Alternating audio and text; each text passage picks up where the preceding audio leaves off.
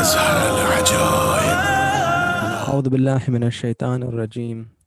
بسم الله الرحمن الرحيم. الحمد لله رب العالمين، وصلى الله على سيدنا مولانا حبيب الله العالمين أبو القاسم المصطفى محمد وعلى آل بيته الطيبين الطاهرين المعصومين المظلومين، ولعنة الله على القوم الظالمين من الآن إلى يوم الدين. أما بعد.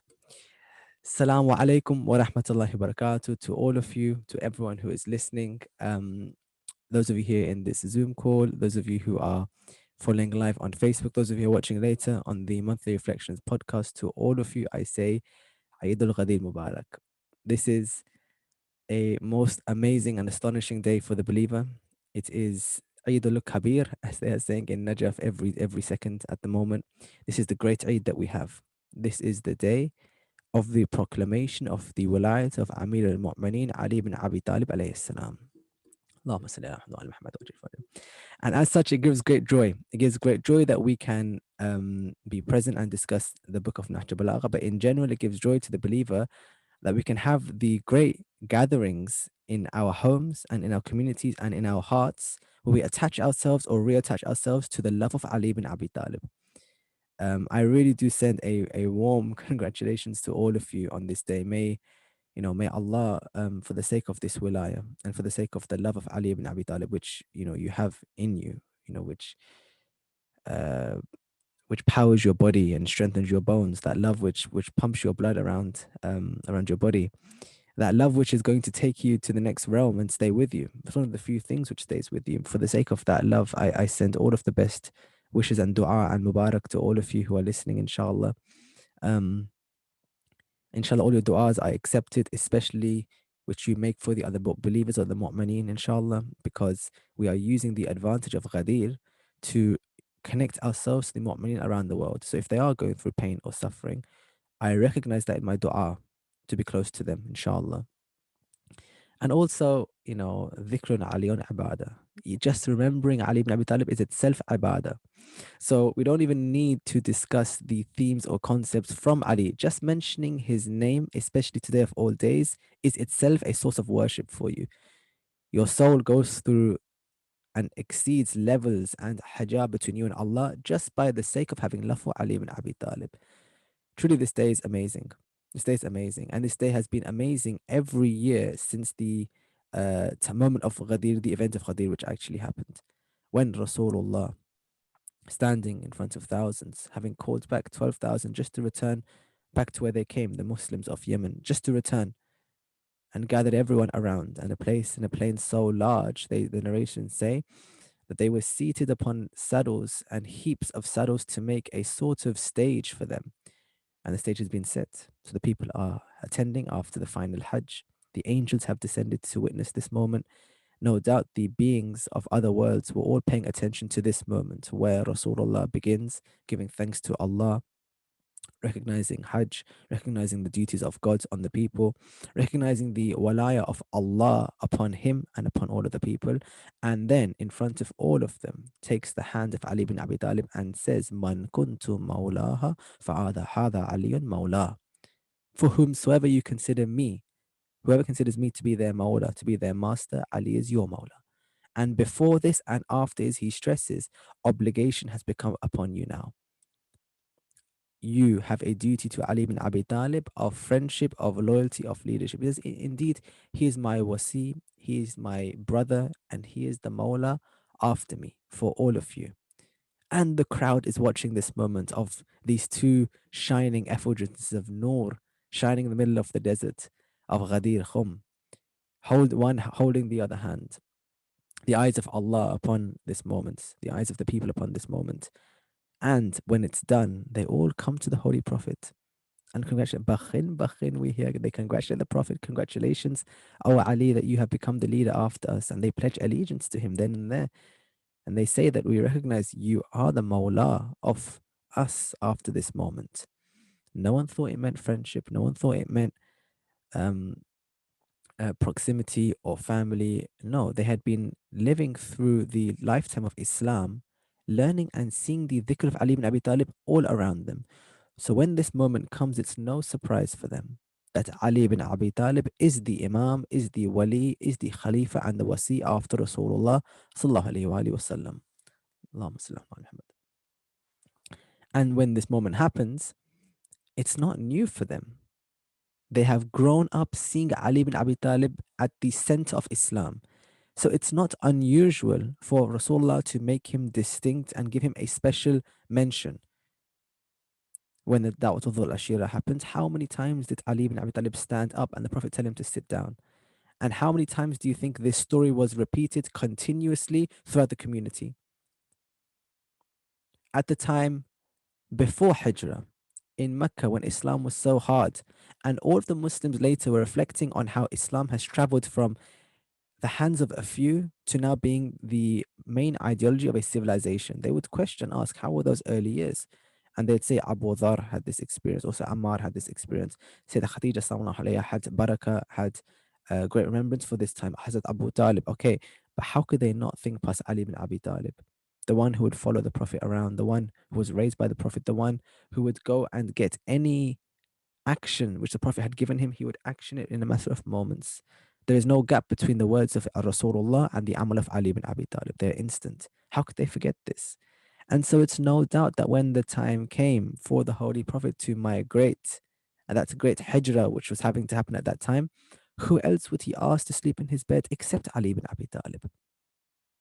You question, who else is there who is worthy of this task? And Ali ibn Talib in that moment, he has such itmi'nan, such peace and such tranquility at the task he's been given that when he's asked the Holy Prophet, Ya Rasulullah, will your life be saved or will there be a difference to your afiyah if I take this role in this bed? He says, of course there will. There will by Allah. There is such peace on the face of Ali ibn Abi Talib at this time that I have been selected to defend this deen again. So he lays down. Not only he lays down, he sleeps. Not only he sleeps soundly. Not only he sleeps soundly, he says later, I have never slept with such peace as I did in that day when the Rasulullah migrated on the Hijrah and I was laying in his bed. Even though enemies were approaching towards him with swords, with weapons, and even though they would not know that he wasn't Rasulullah outside of the cloak he was in. So they may have attacked him. But for Ali ibn Abi Talib, the fact that he's there and the Prophet is safe is the source of peace for him. What surprise is there that now he's the one who is the Mawla after Rasulullah? It's no doubt. Okay, after the Hijrah happened, the stories of the bravery of Ali ibn Abi Talib are famous. The one at Badr who killed the most. The one at Uhud who never left the Holy Prophet. The one at Khandaq and Khaybar. The one who tore down the gate of Khaybar.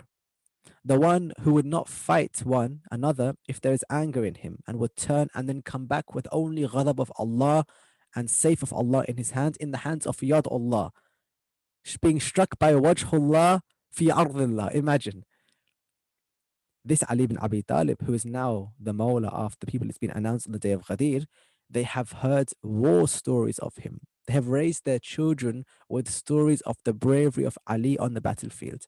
And so when me and you're looking at Nahjal Balagha and we're seeing him speak in the end of his life, at one point he says, you will see this Ali on the battlefield, the same Ali you saw in my youth.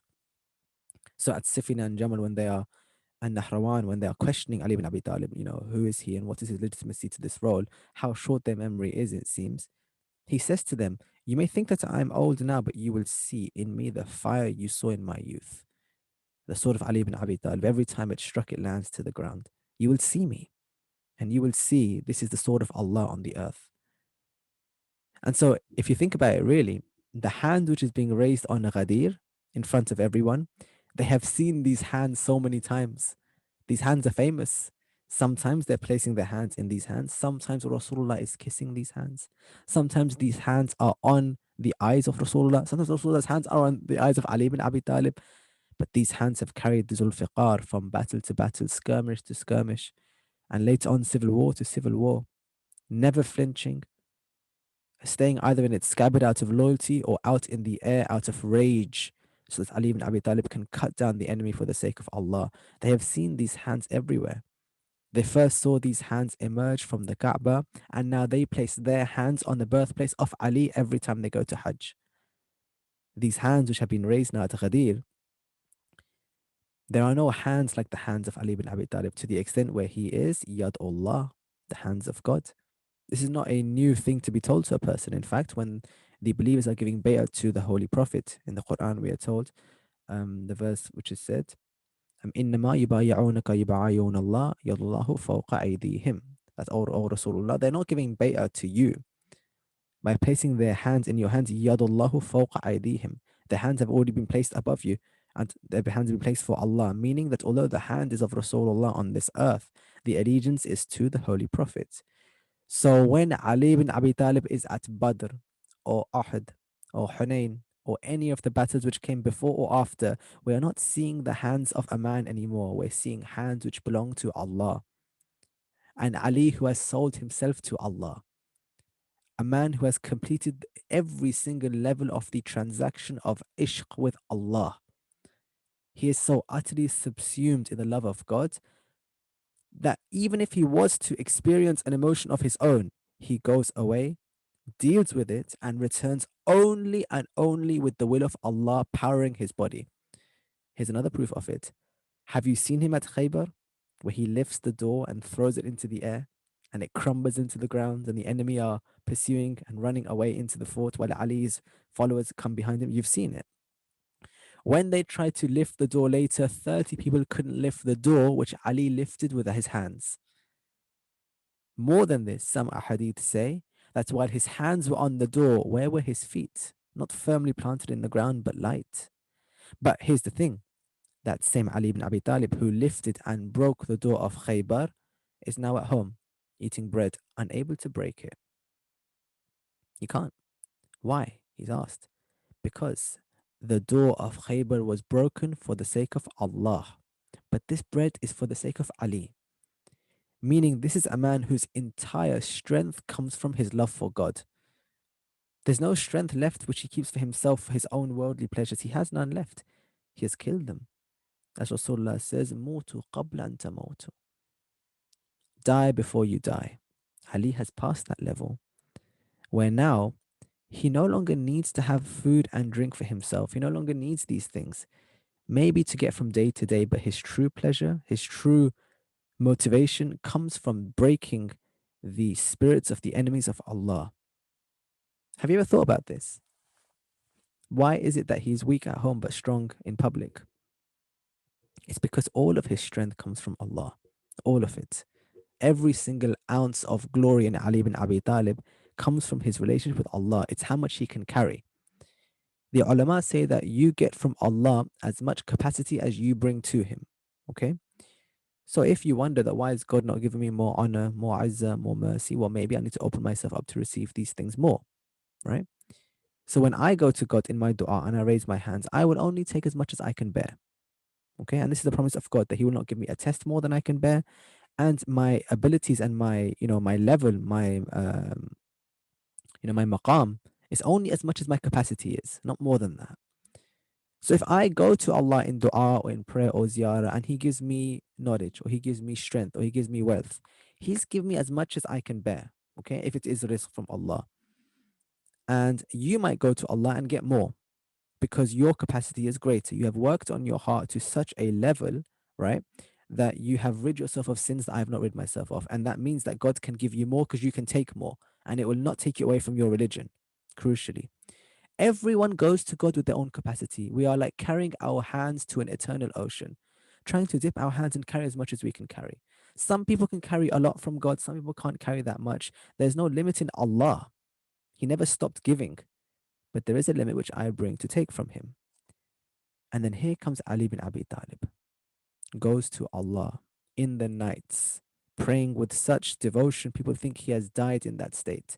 His body stiff, they say, leaning against the edge of the mosque, as if he had lost his own child. That's how he goes to God. Or he goes into the wild, away from everyone, to pray to Allah. And he has such khawf and hub and ishq for Allah. The narration says, Ali ibn Abi Talib, his whole body becomes firm and strict as if he has died. And so someone sees this and runs towards his house and says, Ali has died. The call comes from inside, the message from Sayyid Fatima saying, who has come? What have they asked? And they've said, someone said, Ali ibn Abi Talib has died. She says, no, he's praying. That's how he prays. That's how he talks to Allah. He's not died. So you might think that because of the worship of Imam Ali alayhi salam, right, the one who gave us dua kumail and the one who gave us all these sahifa, the du'as that we have, maybe he goes to Allah with hands larger than mine or with a heart wider than mine. But it's different. It's not the case that Ali goes to Allah by expanding his hands open. Ali doesn't take a larger pot than me or a larger heart than me or a larger space than me. Ali goes to Allah and destroys his own hands in front of God. There's no longer an Ali left to take from God. There's no longer a jug to fill it in with hub. There's no longer a heart which is separate from God, which now needs to be filled with God. There is nothing. He has annihilated himself. So whereas I take a measurement of my own making and you take one of your own making, Ali goes and absolves himself into the ocean. So that now he has reached such a level where he feels Allah. He feels the existence of God. He sees the existence of God. There is not an action, he says, that I don't see Allah before it, during it, and after it.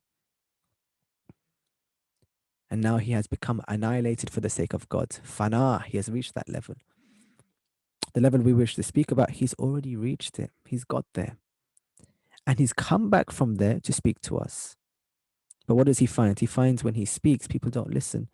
When he says, Saluni, Sabluni, Qabla an tafqaduni, ask me before you lose me, which is mentioned 7 times in Nahjal Balagha or in recorded history.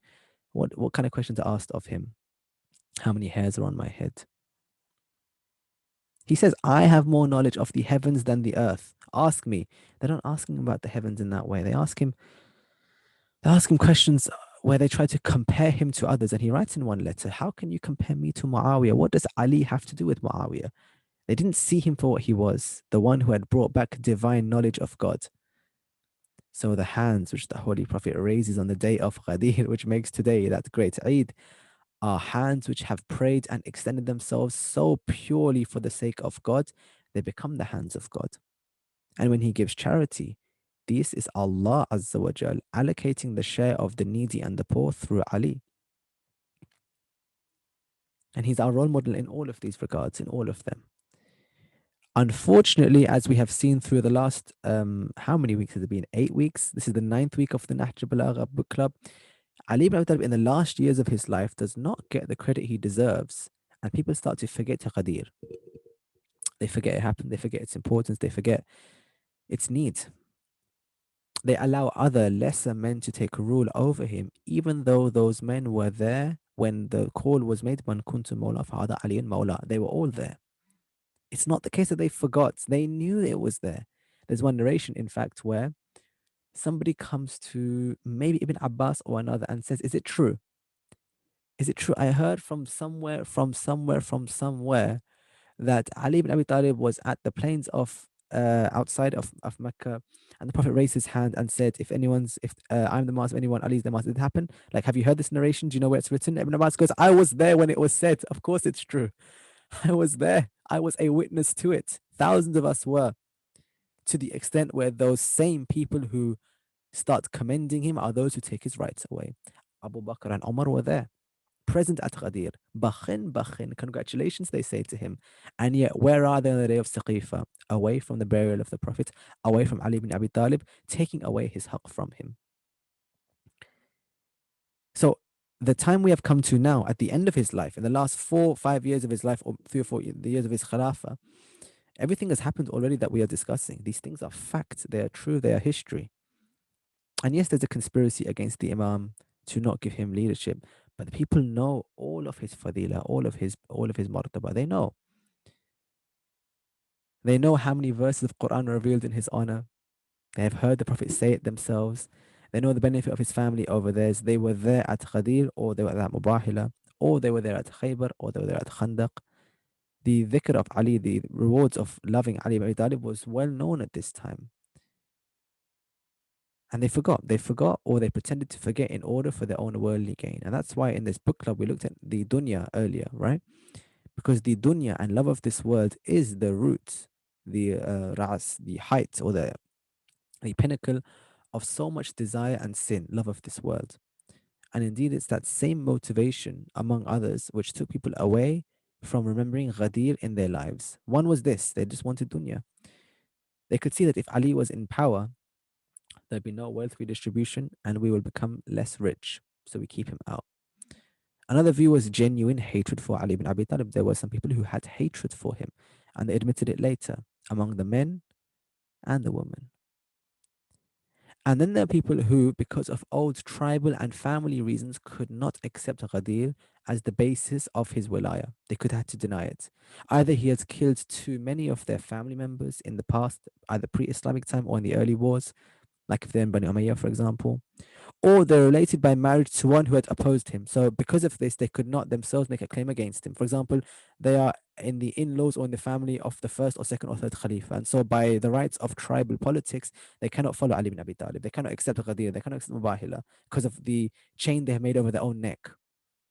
Some are like this.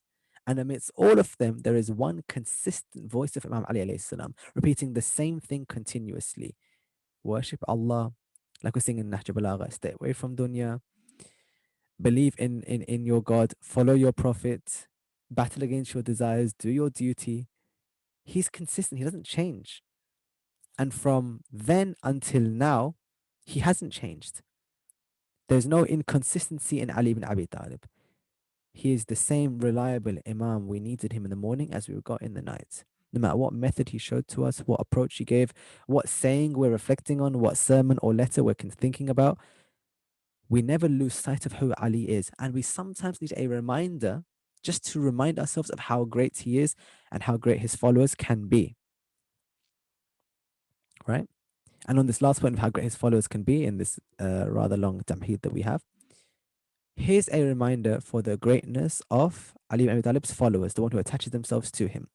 I know I'm going on a bit, but do I have your permission to give one example, inshallah? If you're listening, let me know either with a raise your hand or a message or something, just so I know I have permission to give one small example before we go into Nahj Balagha. Do I have your permission, inshallah? Yes. Okay, thank you. Private message. If you want me to go to the book club, I will. But here's one example, today's proof of how great we can be in the shadow of Ghadir. Okay? It's 2015. Imagine. And we're in Nigeria. And thousands of Muslims under the AMN, a movement, have um, have come to the streets to march. It's Ashura. It's the day of Imam al-Hussein, the day of Abu Abdullah. They're commemorating him. There are estimated 2 to 3 million Shi'i Nigerians in the country of Nigeria at this moment of 2015. Okay. One generation ago, the census had zero, none. There was not a single lover of Ali ibn Abi Talib recorded to have been in Nigeria at least one generation before right now. And 2015, there's up to 2 million. When one person loves Imam Ali alayhi salam, it is infectious. And when it infects one and they have that feeling of being majnoon in that love for Ali ibn Abi Talib, you cannot help but tell others and tell others and tell others. And the more you tell about the love of Ali ibn Abi Talib, the more you spread this fire of hub and devotion and mawadda for Ali ibn Abi Talib, the more another person's heart has nothing, no option but to turn back to that love. It's that same love which keeps Misam's tongue reciting the dhikr even while he's being executed. Because why will he stop the dhikr of Ali ibn Abi Talib? It's that same love which keeps Abu Dhar continuously standing for Ali ibn Abi Talib, even while he is being sent away and exiled on a camel with no saddle from his home. Even when he's destitute and poor and homeless, without anyone around him, eating wild berries, he continues doing the dhikr of Ali ibn Abi Talib. And in us, when we start, as you can see today, you cannot stop in the praise of Imam Ali alayhi salam. One generation, 2 million. The police, realizing this is an issue, have a crackdown of that protest. And they attack hundreds of those people right there. Right. In Nigeria's history, there have been many groups which are anti-Shi'i in their origin. Either you have Al-Shabaab, or you have Boko Haram, or you have Al-Qaeda in Africa. all different groups, all fighting for territory, all complicit with the regime of Nigeria, allowing them as these armed thugs to control different territories in the area. The north starts growing. More and more Shi'i are growing there, most of which coming from the hard work of a charismatic scholar who came back from Iran with the power of the activism of Imam Khomeini in his heart by the name of Sheikh Ibrahim al-Zakzaki. He leads this moment. He leads this movement in Zaria in 2015. And while he's there and he's seen as the leader, the inspiration who has been spreading tirelessly the name of Ali, the message of Ghadeer continuously to the different people, they target him and his wife and they attack him. And while they're marching in 2015, they blind him in one eye, they partially paralyze a side of his body, they attack his wife, and in front of them, they kill 6 of his children. Why? Love of Ali ibn Abi Talib, nothing more than that. And they imprison him. Now, from 2015 until 2017, he's kept without trial. People around the world are arguing and asking for change, but nothing happens. They release him, take him back in, release him, take him back in. But ultimately, he stays in detention. Okay. Last year, there's an escalation in the violence. So 2 years ago, before the pandemic, and there's more protests now. That while he's not been seeking trial. Why has he not seeking trial? News comes from Nigeria. Sheikh Zakzaki is unwell. He's almost completely blind in one eye, and the other eye is continuing in its pain. And his wife with him, the honorable wife of Sheikh al-Zakzaki, is also is in pain. None of them will leave. They are given offers to leave if they would sacrifice the entire deen of Islam, but they choose not to. They stay. They stay with no real option to leave. Then the pandemic happens. Reports start coming that Sheikh Zakzaki has COVID while in detention. And his eyesight is going more and more, but he's resolute and firm in his faith. He sends a message to the believers to please carry on praying for me. Something will come, inshallah. Okay. They then have to go emergency to court that, well, if this sheikh has COVID at this time, we need to rush along and stop waiting for the decision. Okay. Of all those arrested from the 2015 protests who didn't die, every single one of them is now released because the charges are baseless except 2, Sheikh Zakzaki and his wife. It then comes to the end of 2019, where they have administrative court, where they decide, well, let's charge him. The prosecution brings 15 people, each of them saying that Zakzaki is responsible for murder, homicide, inciting violence, assassination attempts, and other charges against him. And they say that those 15 those 15 witnesses to this case are the ex-chief of the army, the ex-chief of the police, active and retired police officers in the security forces. All of them are the ones who are allegedly making this claim against them. But here's the problem. None of those people said anything like this about Sheikh Zakzaki. They have nothing but respect for him. How can you not respect a man of that level of love of Ahlul Bayt, which powers him to complete this movement with such success? In fact, even the enemies of Sheikh Zakzaki who belong to ISIS in Nigeria, even they paid respect to him as an individual who is worthy of respect in town. January 2020 comes. They go to court. 15 of them say, we deny any of these allegations. Zakzaki is nothing but a man of honor. So now the legal team of the Sheikh said, in that case, if there's no witnesses against him, why then is this case being heard in Kaduna High Court? So they say, in that case, we go to the court and they issued a file to say this case is no longer applicable for you to consider. The charges have all baseless. Release him. They go to court later on in the year. The judge looks at the papers and decides, well, it's true the suspects have gone, but they need their day in court. Go back away and come back on the 27th of July. Yesterday. They come back. Yesterday, the security was out in full force, and Sheikh Zakzaki is seen in public after a very long time. He's weak, but he's strong. That's the only strength you can get from the love of Ali ibn Abi Talib. And him and his wife are taken to court, and they stand trial. One by one, the names of the 15 people who made a claim against him are mentioned, and one by one, the testimony where they deny all allegations against the honorable Sheikh are mentioned in front of the judge by the prosecution, by Sheikh Zakzaki's team. The judge sees these are all baseless. They have nothing to do with Islam or nothing to do with the truth. This case should not be filed. But he rests. He must deliberate. This morning, the dawn of Ghadir comes on this earth, and the sun shines of Eid upon all of us. And on this morning, the court opens and the defense starts speaking to say why Sheikh should be in prison. But while they're speaking, their arguments are so weak, only within a matter of hours, the judge stops and announces this case is no longer admissible and rules Sheikh Zakzaki is free. And after that, we see an image of him and his wife leaving the court. Finally, after 5 or after nearly 6 years of oppression, going back to their homes and going back to their communities. Did they give up once? No.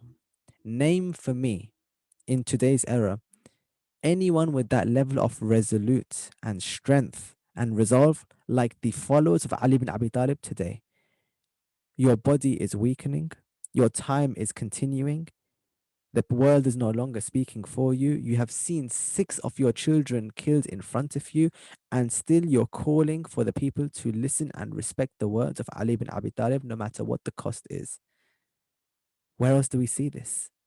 So name for me a better gift of Eid Ghadir than the release of Sheikh Zazaki in Nigeria of today. So now when I say to all of you Eid Mubarak, I first say Mubarak to the Imam of our time, Imam Sahib al-Asr wal Zaman, inshallah. May the Imam smile on this Eid. We send salam upon the ulama of our time and the family of the shuhada, especially the Maraji as well. And each of us send salam to Sheikh Zakzaki in Nigeria that he may now commemorate Eid al-Ghadir with his family outside of a prison cell, with his community and with his people. We pray for him, inshallah. So if you are at home and you are listening to this, for the sake of this Sheikh who is now released, and all of the hard work of the believers, the legal team, the campaigners, those who did protest, those who did all of these things, for the sake of them and to send them Eid Mubarak, Salawatullah Muhammad wa Ali Muhammad. Allahumma salli ala Muhammad wa ali Muhammad wa ajil farajahum an adahum ajmain. Okay. That's a very brief introduction to Eid al-Ghadir. Did anyone have any Ghadir message or any Eid message they wanted to share or reflections of anything they have heard? You feel free to, inshallah. This is a good space for anyone to share their Eid Mubarak to everyone in this book club. I want to turn to the session for today, but I also want to do like a jashan. We go through more fadil of Ali ibn Abi Talib, but maybe it's better to continue with our content. Last week we said to ourselves that we only have 2 more sessions of this book club, right? We have today and next week, inshallah. And we want to make the most of this time of benefiting from the words of Ali ibn Abi Talib, our Imam, our leader, who has for us unveiled so many of the hidden realities of this world for us. And in doing this, we said that last week we were interested in taqwa, which is a vaccine for us. If you haven't seen that video, you can see the video on YouTube where we discussed that in the words of the Imam, to have true taqwa is to protect yourself and guard yourself externally from anything which will take away love of God from your heart. It's a vaccine. It's something which is continuously used to immunize yourself in your prayer, your ibadah. It tops up the soul. It strengthens you inside, and you keep continuously doing dhikr of Allah, and it keeps on helping you stay away from harm. This view Shaykh Mutahari makes quite beautifully for us, okay? And then, of course, we have other principles like zuhud, abstinence from sin, from this dunya, which is needed for all of us to reach the higher levels of success, like our Imam. In a different book club, I went through zuhud. So if you're interested in that topic of what does it mean to abstain from this world in the words of Ali ibn Abi Talib, please go on the Monthly Reflections podcast and you'll see all of the videos for there. Sister Nadine has put it on YouTube. Thank you so much, sister. You can click on the link here and watch it. But logically, what follows after taqwa and zuhud is irfan, mysticism, ma'rifah. Oh, I just realized something. This is the new background. I just clocked that some people have not seen it.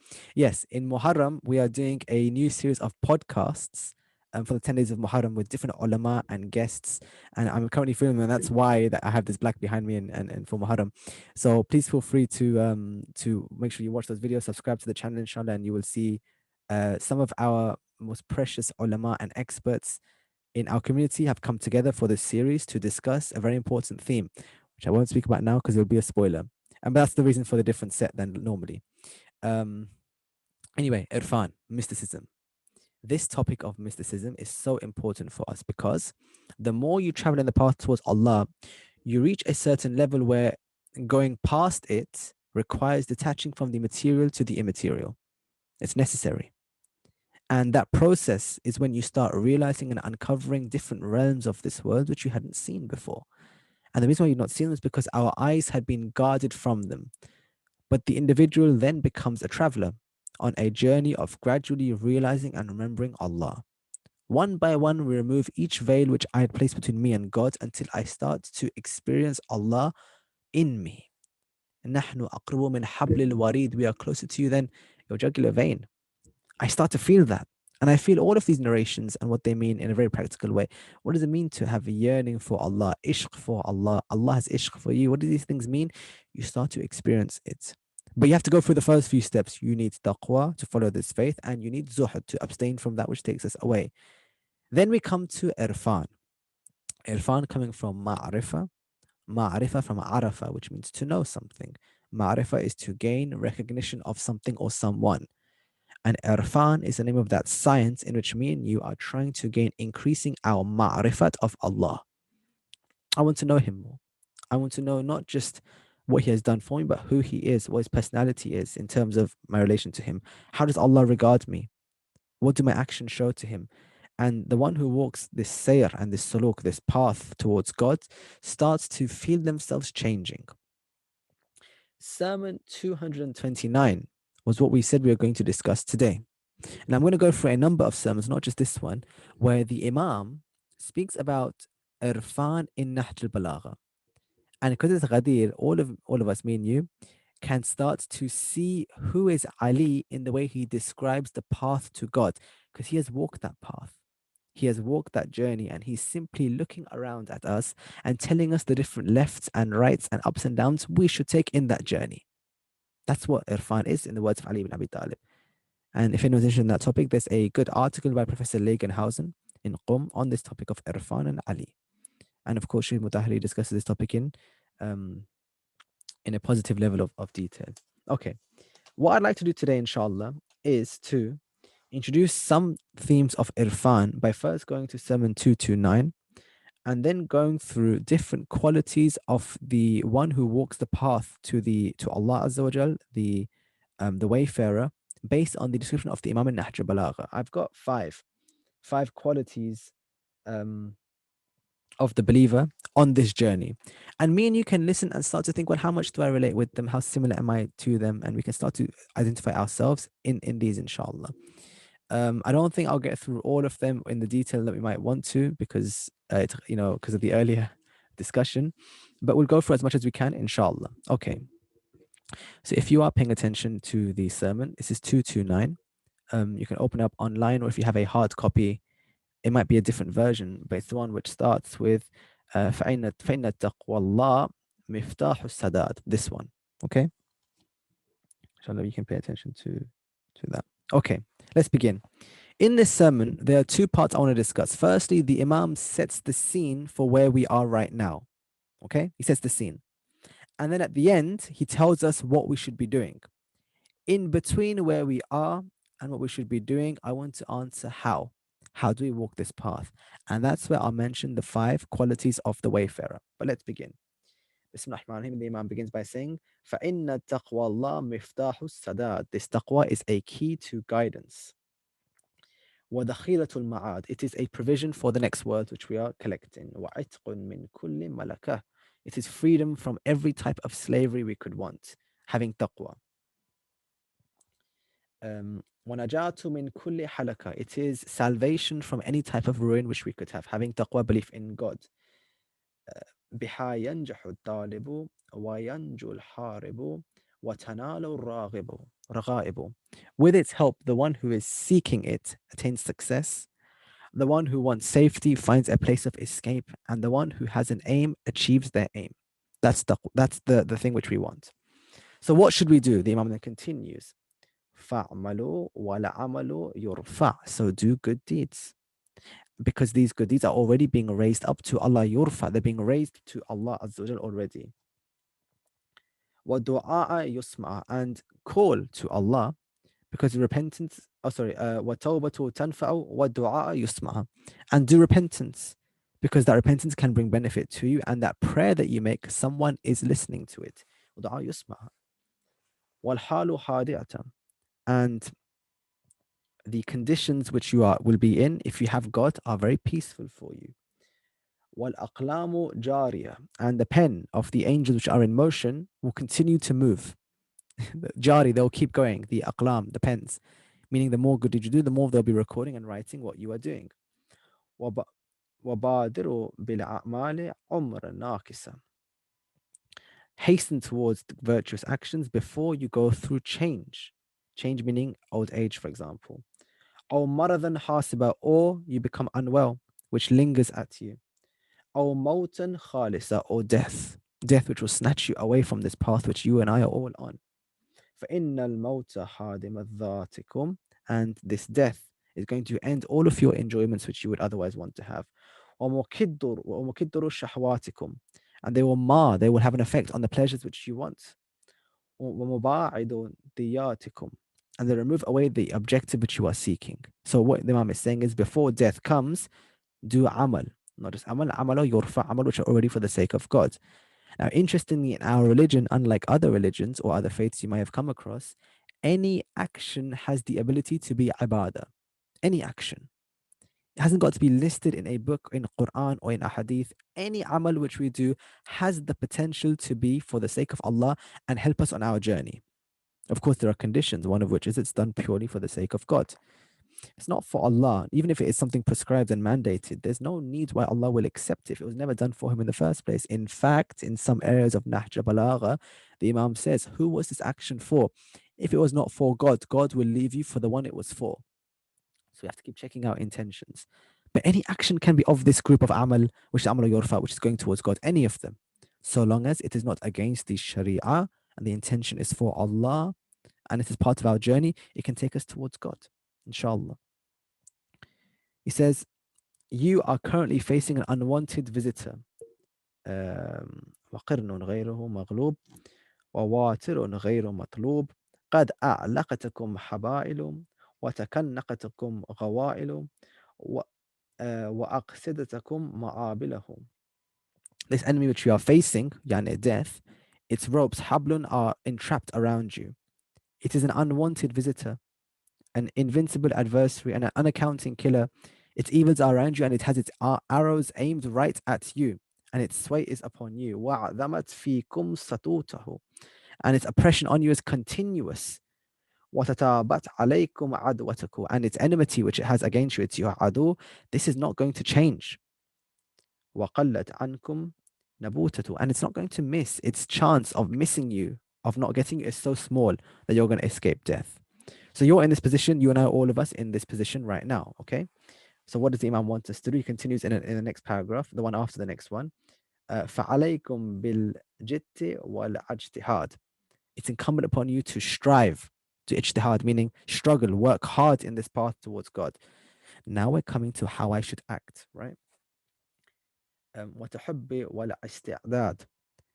Make effort and equip yourself. وَتَزُودِ فِي مُنْزِلَةِ الزَّادِ. And take yourself provision from this place of provision. I want to come back to this line a little bit later. وَلَا تَغُرَّنَّكُمَ الدُّنْيَا كَمَا غَرَّتْ مَنْ كَانَ قَبْلَكُمْ مِنَ الْأَمَمِ الْمَاضِيَةِ. And don't let this life deceive you. يَا أَيُّهَا الْإِنسَانُ مَا غَرَّكَ مِنْ رَبِّ الْكَرِيمِ. Or insan, the Quran says, what deceived you from your kind Lord? Same thing here. Don't be deceived by it. Just like those were deceived by it from you, before you. قَبْلَكُمْ, before you. وَقَرُونِ الْخَالِيَةِ. The past people of the past were ruined by it, right? الَّذِينَ أَحْتَلَبُوا ذِرَّتِهَا. They extracted milk from this world. وَأَصَابُوا غَرَّتَهَا. They benefited from how it was neglectful of them. It gave so little for them, they just took little from it. وَأَفْنَوْا عِدَّتَهَا. And the short amount of time that it was here, it passed into a long time. وَخْلَقُوا جِدَّهَا, and what was young became old, all because of time in this world. They didn't make the most of the time which they had. أَصْبَحْتُ مَسَاكِنَهُمْ أَحْدَاثَ أَمْوَالَهُمْ مِيرَاثًا, and in front of them, their houses became graves, and their mal became arath. Mal is your wealth. Arath is the inheritance you leave behind. In front of their eyes, they watch their very inheritance, they watch their wealth become inheritance in front of their eyes. That's this world. And this dunya, the Imam continues and says, it is غرارة خدوع, it's treacherous, it's deceitful for you, it's معطية منوعا, it's ملبسة نروع. It removes the clothing off you and uncovers you in it. It cheats you, it gives and takes back, it covers and then takes off. لا يدوم رخاؤها, this pleasure it has will not last for you. ولا ينقذ غناؤها, and its hardship does not end in this world. ولا يركه بلاؤها, and its calamity won't stop. So, in other words, going back to the beginning of it, فعليكم بالجد, so it's upon you to do jihad, to work hard, to do something. You can't just stay and be mobile in this world. You've got to move forward. You've got to keep going forward. Let's unpack some of these ideas first before we go into Ma'rifah and Irfan. One of them is this line I really like. تزود في منزلة الزاد. Take provision from the provision which is already there for you. Now, some people have this mentality of living a life like a business person. As all of you have heard that narration, there are some people who live their lives like a business person, like a trader, like a tajir, taking from this world, taking from God a few amal here and there to exchange back to him and say, Ya Allah, I did this for you, now give this back to me. This is the mentality of collecting thawab. Oh, that's 1,000 thawab. I'm getting that one. That's 100. Maybe I'll get that one. 50 thawab. I'm going to get that. Thinking that one day our deeds will be tallied up like, like an abacus filled with beads of how many points we got, or a scoreboard of how much points we received, or some sort of score sheet or goal, record of how much we got, what number good, what number bad. This idea is inherently business-like and commercial. We are valuing ourselves based on some fixed quantity of actions. Now, this is wrong because imagine what we're saying. We're saying, God, here's what I am bringing to you in my trade. Now, what are you going to give back to me? And ask yourself something. The thing which you're asking, eternal happiness, endless bounties, liqa Allah, meeting God. Do you really think your amal are worthy of that? Really? And even if they were, what are you? Don't we want free gifts? They want Allah to be kind and merciful to us. Where does that fit into this mentality of being a business person? This idea that I'm going around to collect provision and just keep it with me and then go to God and exchange something. This idea is not right. So provision here doesn't mean provision for things. It means provision for me. Think of the difference now. I'm not going to God with actions. I'm going to God as a person on a journey. I have my own growth. I've reached my own level. I've fulfilled my own potential. I've gone to a certain point. I've developed. I come to God. I am the thing itself. I'm not bringing a thing with me. If anything, the narration says we send our deeds forward in front of us and we just follow. But God looks at me and you. He looks at our struggles, what we went through. He's not judging us just on what amount of deeds we think we get rewards for. He's judging us by what we have become. And for the Imam, this dunya is a place of provision in that we pick up from it whatever we need for our own journey and we keep striving towards Him. This jihad is from me to God. It's not my actions to look good in front of God. You see the difference, right? And similarly on this point, some people have neglect. Some people did not do this, the Imam says. Some people in the past, min qablikum, they did not look at the world quite like this. They believed in God was different to what God really was. Some of them may believe God was like a father to them. In the Christian sense, where God is the father and God is the son. And they started to internalize those views. Others believed God was like a he, even though I'm using it in lazy English language. Allah is not of any gender, but they thought God was he. And they attributed qualities like masculinity to Allah, that he is firm and violent and unflinching and cruel and harsh, and these ideas to him. Others made idols to represent God because they felt too abstract for them. Shaykh Mutahari, looking at this section, says none of us were actually God. The real God is the one who you feel in your meeting with him. Okay.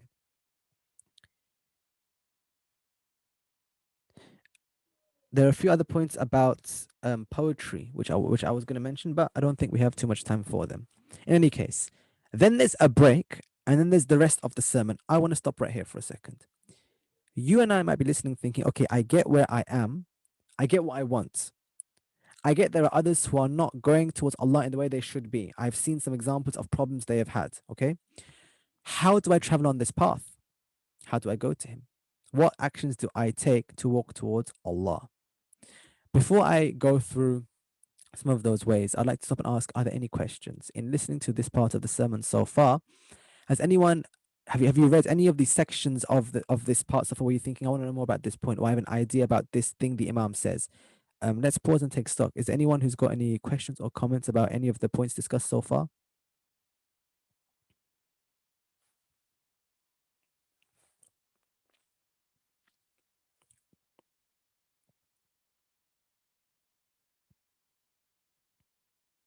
We're good? Okay, if you do at any time, inshallah, please feel free to unmute yourself or to write a comment in the chat. If you're writing now, I'll still be able to look at it, inshallah. Just to make sure so far we get it, we get where we are going. Okay? All right. I would like to mention to you, using Nahjal Balagha, some examples of what the one who walks this path correctly looks like. We start with just remembering God in the right way, and we end with fully detaching from this dunya and embracing the immaterial. Let's see how far we get. The first quality of the wayfarer in the view of Nahj al-Balagha is that they constantly remember Allah Azza wa Jal. They remember Him, but not remember Him in the way where you know someone and you forgot you didn't see Him, you remember them again. Oh, I remember who they are. Not like that. A more intimate and true and honest remembrance of God, which we should do every single day. For example, in our salat, we read in the Quran, Bismillah, Inna salata tanha anil fahshahi wal munkar. The salat is like this. This prayer which we should be doing is a protection from fahsha wal munkar, from actions which are unseemly and below us, which are dani to us. They are fahsha. This fahsha suggests to us that our salah which we do is not some static thing. I go and pray and I'm done. No, there's something more to this prayer. It has an effect on me. The more I pray, if I do it properly, it will increase my desire for Allah and decrease my propensity for doing things which are fahsha, which are low. That should be the effect. But is it? This true salat, we then see later in the Quran in Surah 20, verse 14, وَأَقِيمِ الصَّلَاةِ لِذِكْرِ. Establish salat so that you remember me. Again, I ask you, is my prayer making me remember God more consistently? Am I present when I even pray, let alone present after the prayer? It seems like the external, exoteric type of prayer is the moving of the motion, standing, the sitting, and raising your hand, and all those things. But the esoteric effect it has on the soul is something very distinct. It is something which is steeped in dhikr of God, remembrance of God. Every time I pray, I remember Him, and I know Him more and more. This is a constant dialogue with Allah. Remember me, think of me, have me in your mind. In dua when we say, Allah, how can you throw me in heaven and I will still have remembrance of you, wa dhamiri min hubbik, and your mention will be in my heart still, even if I'm in hell. I won't let go of you. I will never forget you. Even if you leave me in hell where your displeasure is found, your dhikr is found in me. Wa yunadika aina wali al mu'minin. Where are you? You will hear me call. Where is the protector of the mu'minin? I'm never leaving you. This is because of my salat. It was a true and honest salat. To get from the normal exoteric external prayer where it's like, okay, I'm doing it for the sake of it, to the one which keeps us internal, which is an internal dialogue with Allah, we go to sermon 199 of Nahjal Balagha. Okay. If you are following along, you can flick along to it, 199. This is how we get there. And the Imam speaks of this very same idea of making your salat true dhikr of Allah. Bismillahirrahmanirrahim. He says, Ta'hadu amru salat. Pledge yourself to your salat. It is an amr, it is a command on you. Wahafidhu alayha. It is a protection for you. Okay? Wastakthiru minhu. So be steady on it and offer as much of it as you can. Wataqrabaha biha. And seek nearness to God. Be qareeb to God through it. فإنها, and it has been said by Allah, it's imposed on you, كانت على المؤمنين كتاب موقوتا. The believer must have an ordinance, be fixed to the kitab, to the book. By here we don't mean the book of Quran only, we mean any order of Allah. You must be fixed to it, you must be firm on it, like you are with your prayer. So the Imam then says, but what about some people who have not prayed? ألا تستمع إلى جواب أهل النار حين سئلوا. Do you not hear the answer of those people in hell when they were asked from the Quran again, ما سلككم في سقر? What brought you here to this hellfire? Like, why are you here? You had this whole life. What did you get here? قالوا, they answered, لم تك من المصلين. We were not those people who prayed, who did salah. We were not from them. And that's why we're here. Or pray regularly. Now ask yourself another question. Ashura. Abu Abdullah is fighting against people who pray day and night. Are they going to heaven? Hayhat, la dhalik. Would Allah Azza wa Jal put into hell the followers of Yazid alayhimullah and those who attacked Abu Abdullah? No, of course not. But they prayed. So when they are asked, and if they say that I prayed, was it really this type of salah, this esoteric internal salah, where it's for Allah? It can't have been. Why would they have attacked the son of Rasulullah then if it was? And if they can have the external prayer, but not the internal, then so can I. I can be of the same type, where my prayer externally looks great and looks like it's in form, but internally it was never for God. It was for others, or just to say that I've done it, or for a feeling of wanting to be spiritual, but it was never for Him, right? So they'll answer when they ask, why are you here? Because we didn't pray. That's what they were asked. وإنهم تحت الذنوب حتى الورقة. Certainly these drops of these prayer drops, this prayer that we do, it makes drops of our sin like leaves dropping from trees. حتى ورقة. وتطلقها أطلاق الربق وشبهات رسول الله صلى الله عليه وآله بالحمة تكون على باب الرجل. This is a very interesting example. فهو يغتسل منها في اليوم الليلة خمس مرات فما عسى أن يبقي عليهم منظرا. This is a really interesting and weird example. He says these drops of prayer that you're doing are like sins that drop from trees, and they are like ropes which remove on the necks of camel. The example for you is Rasulullah.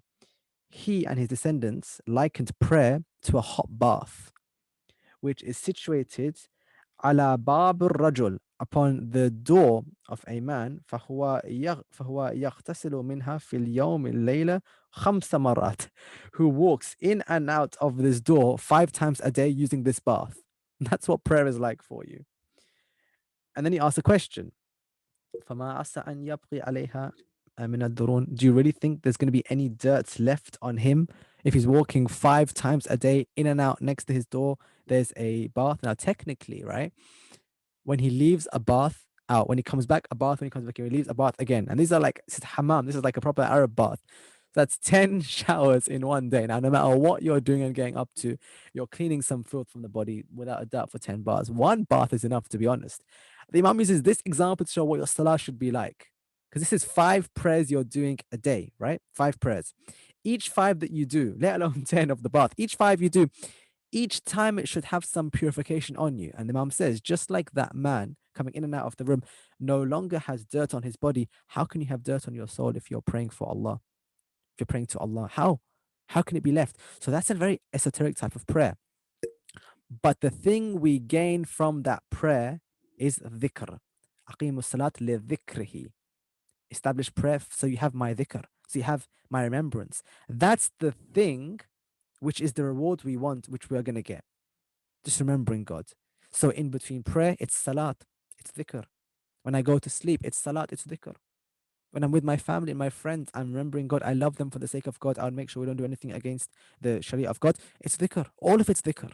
And all of it becomes salah, and all of it is worship. And like we said before earlier, in the earlier part, فَعْمَلُوا الْعَمْلُ يَرْفَعُ. Do any action which is rising towards Allah. Any moment is a moment of salah, the esoteric true salah. And the wayfarer is that person who views every moment as an opportunity for prayer and for ibadah. Here I do want to ask a question, and please do really think about this, inshallah. Why is our prayer not like this? Whether it's the prayer of yourself or in our community in general, what do you think we are doing wrong or not doing correctly, which means our prayer is not like this? Because the Prophet said, "Inna salatu mi'raj al-mu'min." The salat should be the mi'raj of the mu'min, where you're ascending to God each time you do it. If it's not for me and those around me, let's seriously ask ourselves why. Has anyone got any suggestions or ideas? Why do you think our prayer is not being done in this esoteric way? What do we think?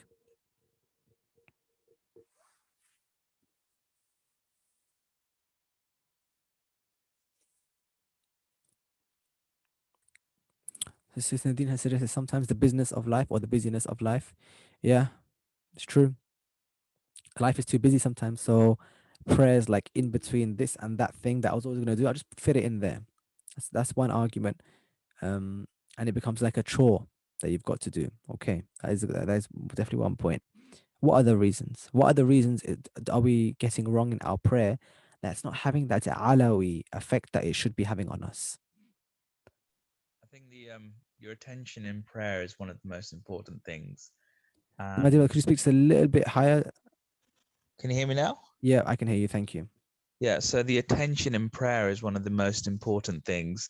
Allah subhanahu wa ta'ala says, a believer or a Muslim, when he's praying, if his attention deviates from me 3 times, then I'd call him a liar, that he's really loves me or he has this attachment to me. So the moment our attention wanders at least 3 times, we know that our salah is only for the thing that we're thinking about and we're aiming for that. So we get habituated to that and therefore we lose that connection. So being mindful of each time our mind wanders Mm. and bringing it down immediately to Allah would gain that marifat again. It's really hard to do, but once you start practicing it, your salah becomes a bit more tawheed like. I've been thinking about a lot about how we need to establish like real discipline in our worship, like genuine discipline where I'm unshakable in my religious practices, because I think that's the only way. And all of the Arab have mentioned this point of how strict they were with themselves and how much they guarded themselves. I think Salat's that same way. Anytime you catch yourself drifting, you don't just say, well, I'm going to finish the prayer and that's done. Like, we can't do that because that prayer becomes, we lose the value of it. Like I said, you got to keep catching yourself, keep that attention consistent, keep the conditions, um, you know, godlike. Like we need to govern all of those things. There's a good book by Ayatollah Amina Ibrahimi called Self Building, and it Mhm. mentions these really valuable points that a part of your prayer is given to Allah and parts of it are left. And the ones that are given can be a tenth, a fifth, a third, or a fourth. So we need to try and not lose our attention at least 3 times. If the fourth time we've lost all Mm. hope. So don't lose that. And then know that some of your prayers might not be fulfilled. And then do your nawafil prayers as well, if you can, Yeah, to fulfill the obligation of your prayers that have been missed. But good. the idea is you have to be shaking and thinking that you're seeing Allah in your prayer. It brings about, and the wudu and everything has to be so perfect that it gives you that reality that you are connected to Allah. Hmm. It's a hard thing to do, but it's yeah, it's a hard thing to do. But it's so real. It's real. Like this is a very actual existing target. When the Imam has an arrow in his foot, they take it out when he's in prayer because they know he won't feel the pain then because he doesn't even register that sensation because he has that tawhidi prayer that like you say, that 100% prayer that we are looking for. I like this example a lot by Agha Amini that Nawafil topped up. Other ulama say that when you sometimes your last um like cycle of prayer, the last rak'ah, you feel most presence because it's coming to an end. So to keep that momentum up and keep like correcting your niyyah as it was before in your dhikr after your tasbih and those actions, like top it up somehow. Different techniques. Agha Panahian in his book Praying a Good Prayer has lots of techniques on this. Imam Khomeini in his book Adabus Salat has good techniques on this. All of us are on this journey and picking up provision wherever we go, right? So thank you for mentioning those points, my dear brother. um, Too much attachment to worldly things from the respected brother, lack of teachers' guidance on developing the inner being. That's a very good point, Sister Nadine. We pray like our parents taught us. There was less reflection and more going through the motions. Yeah, maybe we grew up in an environment where this wasn't stressed from the beginning. And here's the problem: learning it when you're older is so much harder than knowing it from childhood, because you have to then decondition how your prayer was in order to replace it with that true esoteric prayer of the wayfarer. And they're not the same thing. They're not the same thing. They're in some ways completely different. One is for the beloved. It's an act of love. It's an act of obsession to attack. The prayer of the true lovers of God. You see them in their videos when they're praying and they're weeping for God and the way they pray, and the ulama, and even those who aren't ulama, but you know how seriously they take their prayer. That is different. And the motions, the exterior seems like the thing itself, but no, it was inside which was the thing itself. And that's why I'm gonna make sure we don't go past prayer time here in London for today's session. Good. Thank you so much for those points, inshallah. So the first part is to remember Allah Azza wa Jal in continuously. Have them on your mind continuously, and prayer is one way to do it. I'll mention the second one and then we'll finish. I don't think we have time to go through all of them. Second quality of the wayfarer, in the words of Ali ibn Abi Talib, is that they choose Allah. They are free. They are free to choose Him. And they actually want God. It's not like I'm doing it because it's routine or because I've done it a lot of times. No. At this point in my journey, I want Allah so truly and so completely, right? That I am free. I'm free to worship Him. In the West, the idea of freedom and liberty for them comes from being able to, they have ideas of negative liberty and positive liberty. Negative liberty meaning no one should tell me what to do. Positive liberty means I'm now free to seek those things which make me happy. And in Islam, it's that second part which aptly describes the freedom of the wayfarer, right? So, yeah, to finish. For example, the Imam has a few narrations on this. You know all this narration. قال Imam alayhi salam, Inna qawman, there is a group of people, Abdullah, رغبة قتلك عبادة التجار. They worship Allah out of a desire for rewards. They are like the worship of traders. وإن قوم عباد الله رحبة فتلك عبادة الله عبديين. They worship Allah like the out of fear of going into hell. They are the worship of the slaves. وإن قوم عبد الله شكرا فتلك عبادة الأحرار. There are some people who worship Allah out of shukr and thankfulness. This is the worship of those who are free. So freedom is an important part of knowing Allah. You have to want it. And any voice which is influencing you to or from it cannot be the voice you listen to. We can't be telling our children, do this because it makes me happy, or because the other children are doing it, or because the scholars said so, but even because the Imam says so, and like that's the end of the story. No, the Imam says so because Allah wants this from you. And now you get to choose. Do you want to do what Allah wants or not? If the person chooses this action, they're not going to leave it because it was their choice. They invested in it. They won't let go. But if it was imposed on them at some point, all those actions fall apart. If it was never my choice in the first place, I just realized it later on. I actually never even wanted this. So why am I doing it anymore? But shukr when realized helps us to know why we should have that freedom. Because everything He's done for me, I want to give something back to Him. In a different saying 290, that was saying 237, 290 of Nahjal, the Imam says, لو لم يتوعد الله على معصيتي لكان يحب أن لا يعصي الشكر لنعمه. Even if Allah Azza wa Jal had not warned you of any punishment, of chastisement, if you are disobedient to Him, if there was you never knew you're not going to get reward because you're wrong to Him, it would be enough to who? It would be enough and obligatory by way la yu'si ash-shukr an-ni'mi, for His favors, that you should not disobey Him. So I don't need someone to tell me I get this amount of reward or this amount of sin for doing this action. I don't need that anymore. If I have shukr of God, that is what guides me and motivates me to do all these actions. Nothing else, nothing more, nothing less. Shukr. And when I have thankfulness and appreciation of God, because I'm thinking of remembering Him, I'm realizing every single one of His favors. I'm not forgetting them, right? Because of this, I have the shukr. I now want God more, and I choose Him. When I'm faced with two options, I choose the one which is Allah. When I'm faced with following the Imam or not the Imam, I choose the Imam.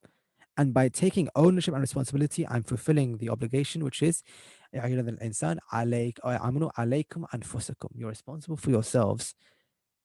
So walk this path with your feet firmly but freely towards God. and then he'll accept you because you wanted him. And for the Imam, the only worship he sees as worthy as the one which is ahrar is the one who is shakir, who is thankful. And Allah is also shakur. So if you're thankful to God for what he has done for you, when you do an action, God accepts it and is thankful to you for what you did for him. It's one of his names, that he is ash-shakir. Allah is the grateful one. Isn't it strange how I came to him with gratitude and now he becomes grateful for me?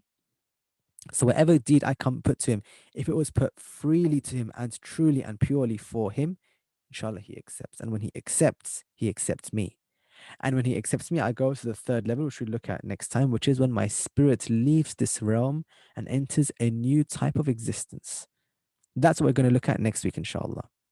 What I want to do is finish this topic today and do like a summary next week of everything we've looked at. I think we won't have time for that next week.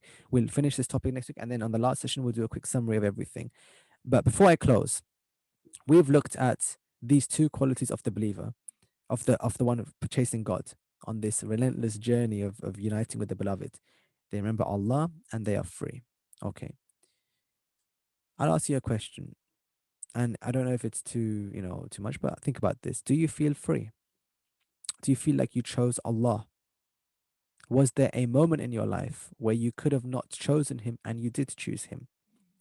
Or has that moment not come? And if that moment's not come, ask yourself, did I ever actually choose him? I followed others and I felt the right feelings in the right places in my life, but did I ever choose him when I could have not? And another question would be, do you choose Allah once or is it continuously? Do you choose him every day that you worship him? Or do you choose him once when you give bay'ah, when you do your kalima and your shahada and you just stick to it? Has anyone got any thoughts on this about, did you ever choose Allah? Do you choose God or is it continuous? Is it subtle? Do you actively say, Allah, I choose you? How do you think that actually works in real life? What do you think?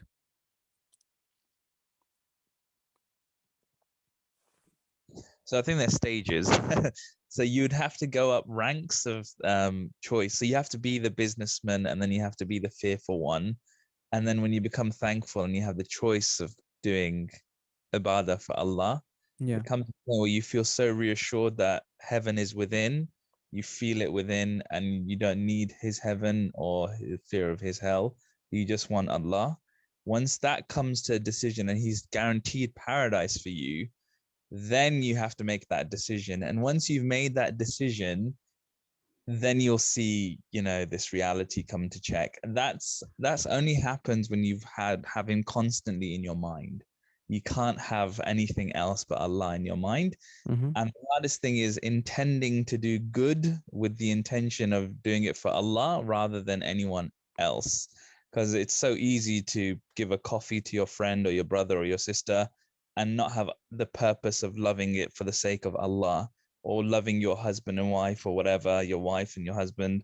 It's hard to do that without having the thought that I'm only loving them for the sake of Allah. So doing everything uniquely for the sake of God, then you can become reassured that he's accepted you, and then you start thinking freedom. I'm free to do whatever I want.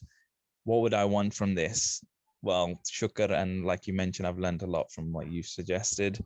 Learning it from shukr, I think that's the biggest thing. Prophet Muhammad was asked by, I think, one of his wives, why do you still pray when you've been forgiven for your sins here and hereafter? He says, because can I not be a thankful servant? So all of this is just realities. And I would say that you can't get it without doing it. You can't get shukr, you can't get choice without going through taqwa, without going through all of the stages to get to that point where he gives you that ticket of paradise. And then you can say, yeah, fi sabilillah. At least you're making an informed choice then. Like you know what the stakes are. You've gone through other stages. You know what you're choosing now. Yeah, exactly. I think the Wayfarer's journey is one of the most challenging, but the most rewarding as well. The moment you become a friend of God and you say kun and things happen regardless, and how you can not sway under the pressures of the world, all of those realities can only happen when you've befriended and he becomes a beloved. And when you've got ishq in your heart, then ishq will develop. And I think the biggest thing that I've noticed is you take away every attachment of this world and allow the attachment of Allah to manifest, and then you would see, fana and all of these next level thoughts. But it's Interesting. a hard Like, process. yeah, so those things that you're talking about, like you have to choose to commit to the path in that way, because it's so easy to live a life where I think I'm doing those things and I hear them a lot, and like inshallah I've got ishq and all these things, and I live a life and I didn't actually make that much spiritual progress in my terms of my potential. I didn't reach it because I didn't commit to it, and committing to it is taking all of this stuff very seriously, taking Yeah. it seriously enough where you seek a teacher, where you do it systematically, where you develop a plan of spirituality where I'm not just kind of like impressed with like the easy, like the very fun, amazing things of Irfan and those discussions. I'm not rushing towards them. I'm going through the hard graft of abstinence from sin in the beginning and taqwa in order to get there at some point. And I'm going to make mistakes. So there's been a comment here by a sister as well, Sister Nadine, which most of the time it's easy to choose God because you know what's right, what's wrong, right or wrong, and you've developed good decision making along the way. Once in a while, there's a hiccup and things become blurry, but the red flag is an indicator to correct your course, and you enjoy that process. We are going to make mistakes. And I'm going to slip up in this journey at different times. And the hope is that by following a teacher like Nahjal Balagha of the Imam and actually a teacher around you, we can develop. We need to end because it's time for Salah. But a sister has written in a private message, God is not a choice. He is a way of life. There is no other way. And alhamdulillah, you feel that way. But look how many people don't even follow God today. It's not true. It was not a way of life for them. It was not no other way for them. The one who's the Hindu or the one who's living a life of luxury with no care for God, the atheists. For them, it wasn't. It wasn't no other way. There's only Allah. It wasn't like that. And even for us, it's not like that. We could choose that life if we wanted. But we only reach that level where it's like there's no other way, there's only Allah. When you reach that level where you have chosen God and you realize the thing I chose, there was no other option but it, which is beneficial for me. Imam Hussein says, the one who found you, what did they lose? And the one who lost you, what did they find? But you've got to find God in order to appreciate why there is just Allah. Until you get Him in that way, yeah, I could just choose not to commit to this path. I could live a normal, ordinary life. People will come to my burial and they'll cry for a little bit of time. And then like my wealth will be gone as inheritance, like the Imam says. I'll see my wealth become inheritance. My children will live my life, and I'll live such an ordinary life, claiming to be a love of Ahlul Bayt, like everyone else, for example, like everyone's not in general, not about our community. And then what was the point of really committing to it in the first place? I never committed to it. I never chose it. I chose the easy way out. But the wayfarer struggles, and it's okay to struggle for Allah. It's okay to go through difficulties because the thing we're seeking is so beautiful, it's worth it. And inshallah, we pray that you and I can all, inshallah, will go through that struggle in the way the Ahlul Bayt expect and want from us to reach, inshallah. Okay, let's close. So next week, inshallah, is the last of the Nahjal Balagha book clubs, and then Muharram. So that's the end, inshallah. It's quite sad. I already missed you. Sermon 221. So then I'll look at the remaining 3 qualities of the Arif, the one who's seeking Allah. If you've come joined late or you want to catch up, you can always watch this video on YouTube, inshallah. And look at Sermon 221. I'll look at the remaining 3 characteristics, and then we'll give a quick summary to the entire book club. So if you've got any ideas you've had or feedback for the whole session, any questions, anything you liked, next week is the time to bring them up, inshallah, if you had anything, because that'll be the end. So I'll see you next week, where we go through Sermon 221 of Nahjal Balagha, looking at the end of the spiritual journey towards Allah and fana with Allah, in the words of Imam Ali Nahjal Balagha. And let me close by saying Eid Mubarak again to all of you. Eid Ghadeer Mubarak. May Allah bless all of you. Remember in your dua, inshallah. Remember all the believers, and of course, remember our great ulama, and among them our recently released back to us, Sheikh Zakzaki. May Allah keep him with us for a long time. May we benefit from him. And may we continue to benefit from Nahjal Balagha, inshallah. Okay, that's it. Ma'asalam, everyone. Fi amanillah.